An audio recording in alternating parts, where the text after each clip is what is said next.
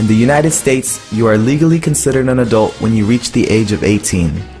Many civil rights and privileges are gained when you turn 18, except of course being able to consume an alcoholic beverage. So let's go over all the things you can do as an 18-year-old. On your 18th birthday, you can legally purchase and smoke tobacco products. Tobacco is the cause of over 440,000 deaths in the US as opposed to alcohol's 100,000. When you're 18, you can legally purchase and smoke a hallucinogen drug called salvia, with effects comparable to LSD. But no rum yet. Many young people took advantage of their right to suffrage this past election, replacing the wonderful Mr. George W. Bush with the icon of hope, Barack Obama. I guess you can vote for our leaders, just don't celebrate with a drink. When you turn 18, you are forced to register with the government to be drafted in the event a draft is re-enlisted. You can put your life on the line for a country, but no Bacardi yet. I'd also like to point out that the great law of the land, the Constitution, officially applies to you as a legal adult. That being said, the Second Amendment grants you the right to bear arms or own a firearm. You can have a pistol, but no beer. You also have many responsibilities when you turn 18, and you are held liable for your actions. In other words, you can go to jail. Real jail. And we all have heard stories of what that's like. Now that you're 18, you can legally have sexual intercourse, view sexually explicit materials, and even star in your very own sex film. Wouldn't it be a surprise to see that shy blonde girl from third period on the big screen? And we've all seen the commercials for those scandalous Girls Gone Wild videos, and we always hear, "Must be 18 or older to call." Well, guess who's 18 or older? But how can you order anything without a credit card? Don't worry, turning 18 means you can get started spending what you don't have and living like a real American. And should your financial situation decline, why not try your luck with the lottery? Because now you can go to your local 7-Eleven and get a quick pick, just like your old man. But maybe the lottery isn't for you. Depending on where you go, you can now try your luck at a poker table at your nearest casino, now that you're all grown up.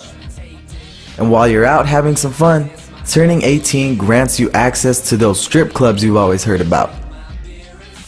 On a completely irrelevant side note, you can now also get a room at the nearest hotel. Maybe all this partying isn't your cup of tea.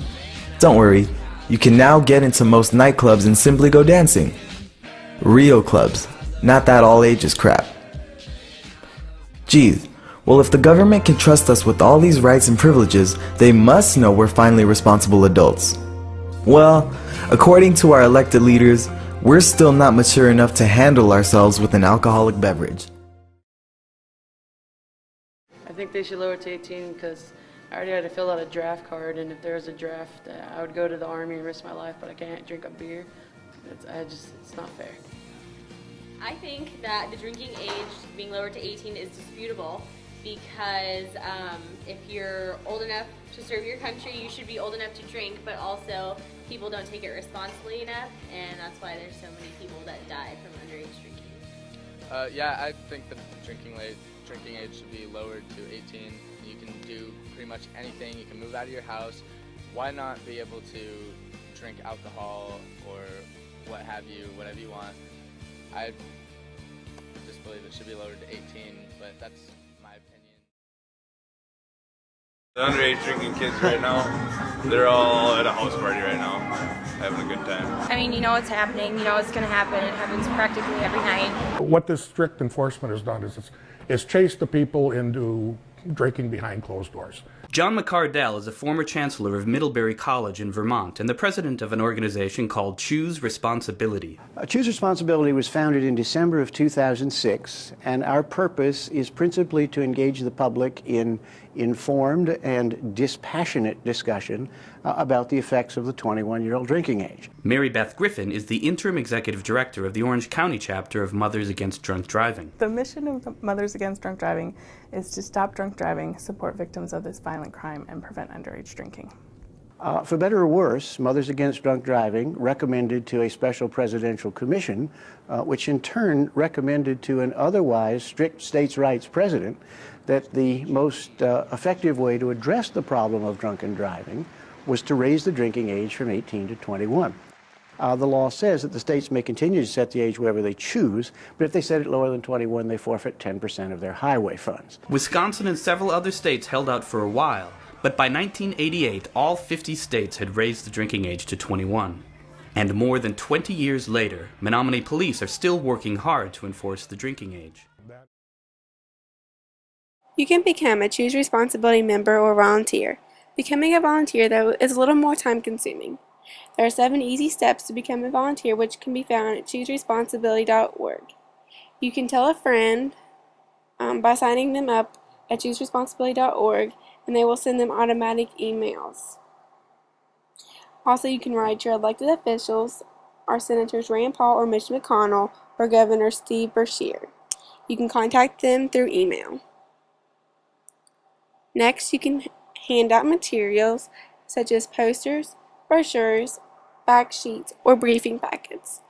Everything you'll need can be found online. Lastly, you can donate through the mail or buy the merchandise, such as shirts and hats. Kids are going to drink regardless of laws.